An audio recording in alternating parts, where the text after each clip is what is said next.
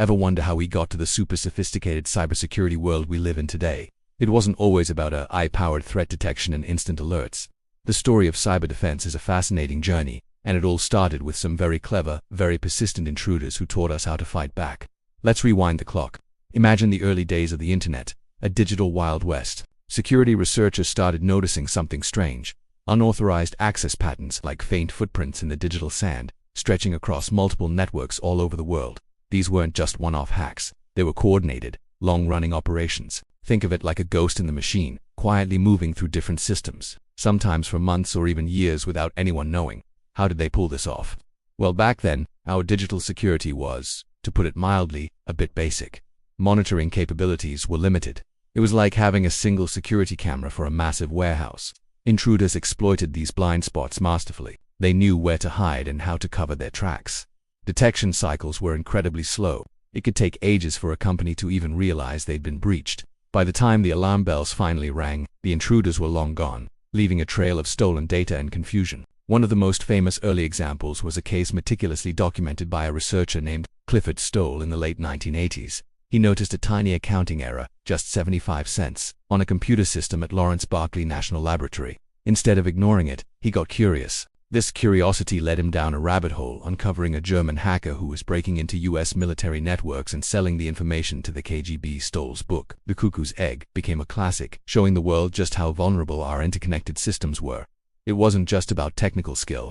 It was about persistence. These early attackers would patiently probe networks, looking for any unlocked door or open window.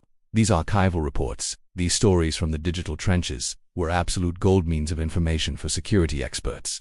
By studying the intruders' methods, researchers began to understand their mindset. They weren't just random vandals, they were strategic. They exploited human error, weak passwords, and unpatched software. They moved laterally across networks, gaining more and more access over time. It was a slow, methodical takeover. These early intrusions were a harsh but necessary wake-up call. They forced the security community to ask some tough questions. How can we see what's happening on our networks in real time? How can we speed up our response when we do find something suspicious? The answers to these questions became the building blocks of modern incident response. The concept of an incident response plan was born from these early battles. Before, a breach was just a mess to clean up. Now, companies started developing step-by-step playbooks. What's the first thing you do when you suspect a breach? Who do you call? How do you isolate the affected systems to prevent the damage from spreading? How do you figure out what was taken? And crucially, how do you learn from the incident to make sure it doesn't happen again? This led to the development of what we now call enterprise security frameworks. Think of these as the blueprints for building a digital fortress. They cover everything from technology and processes to people. Early frameworks were simple, but they evolved. They started incorporating ideas like defense in depth, which means having multiple layers of security. If one layer fails, another is there to catch the intruder. The findings from these early intrusions also highlighted the importance of logging and monitoring. Remember that limited visibility problem. The solution was to start recording everything.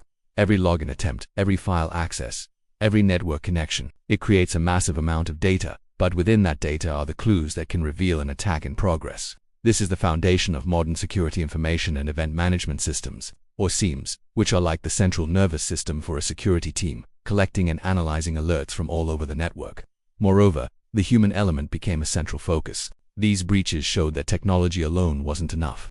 A single employee clicking on a malicious link could bypass millions of dollars in security hardware. This led to the rise of security awareness training, teaching everyone in an organization how to spot phishing emails and practice good security hygiene. The evolution was continuous.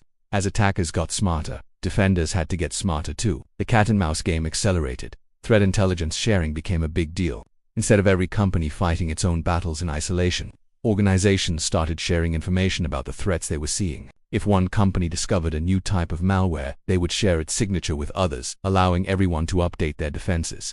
This collaborative approach was a direct response to the coordinated nature of the early attacks. So, when you see a news story today about a sophisticated cyber rat being thwarted in minutes, remember the pioneers who made it possible. The researchers who painstakingly tracked those early intruders across the globe. They didn't just catch the bad guys. They reverse-engineered their tactics and used that knowledge to build the entire field of modern cybersecurity. They turned those early, persistent intrusions from a story of vulnerability into a lesson in resilience. The legacy of those ghosts in the machine is the robust, ever-evolving security frameworks that protect our digital world today. It's a reminder that in cybersecurity, The best defense is built on understanding your enemy. Thanks so much for watching. If you found this dive into cyber history interesting, hit that like button and subscribe for more stories from the world of tech and security. See you in the next one.